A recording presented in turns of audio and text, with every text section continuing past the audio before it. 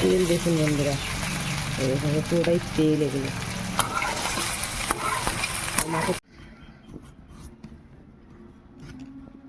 মাছের তেল ভাজা করবো বন্ধুরা। এই দেখুন রুই মাছের তেল এনেছে, এই রুই মাছের তেল আর আলু ঝিরি ঝিরি করে কাটবো, খুব পাতলা পাতলা করে আলু কাটবো, কেটে মাছের তেল চচ্চড়ি করব। আপনারা মাছের তেল অনেকেই ভালোবাসেন খেতে, তো মাছের তেল আমি খুব পাতলা পাতলা করে আলু কাটবো,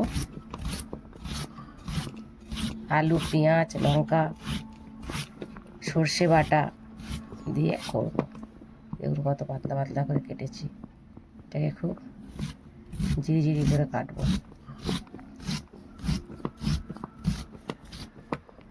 এই দেখুন এভাবে কেটে নেব।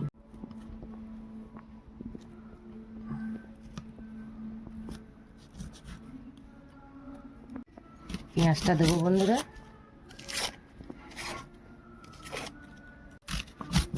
পেঁয়াজটা একটু মোটা মোটা করে কাটবেন, আলুটা কিন্তু ঝিরি ঝিরি কেটেছি, পেঁয়াজটা কিন্তু মোটা মোটা করে কাটব, বড় বড় করে পেঁয়াজটা দেব। আলু আর পেঁয়াজটাকে ভালো করে ধুয়ে নিয়ে রান্নাটা করব। চলুন।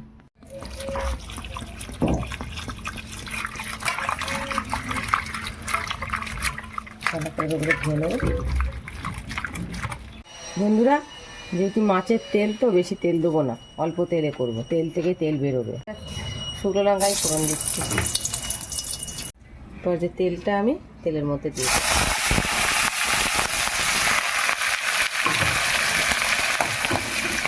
জোড়া মাছটা দিয়ে কত তেল বেরোচ্ছে।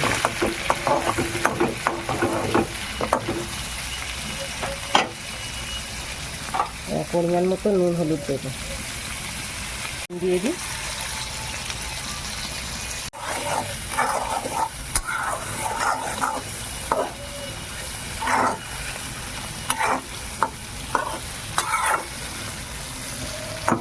সর্ষে ভিজিয়ে রেখেছিলাম, ওটা একটু দিয়ে দেবো।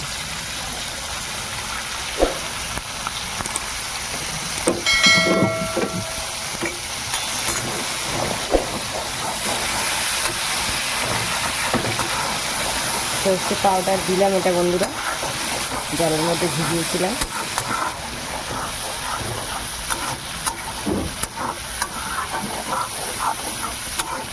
যত ভালো করে মাছের তেলটা ভাজবেন তত আঁচড়ে গন্ধটা কেটে যাবে।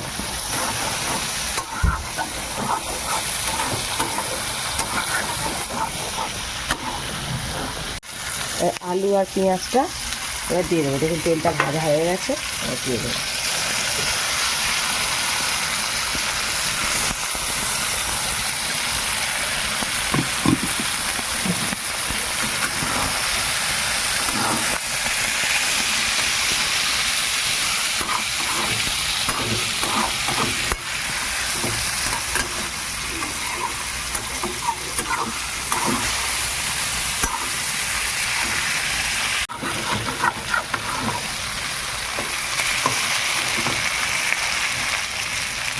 তেল দেখুন বন্ধুরা, দিলাম অল্প তেল, মাছের তেল থেকে কত তেল বেরিয়েছে, এটাতেই আলুটা ভাজা হবে।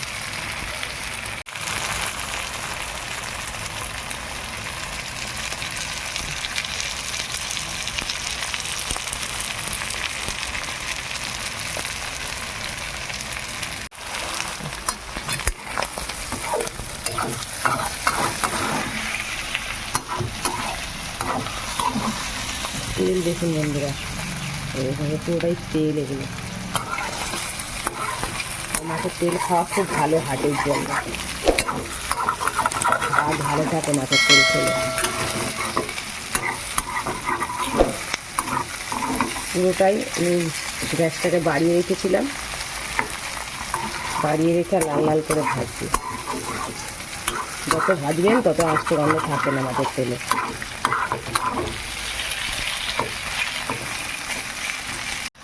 বন্ধুরা দেখুন ভাজা হয়ে গেছে, এবার আমি নাড়িয়ে নেব। দেখুন লাল লাল করে ভাজা হয়ে গেছে। দেখুন আমি নামিয়ে নেবো। তেল ছেড়ে গেছে আলু থেকে। মাছের তেল ভাজা আমার হয়ে গেছে।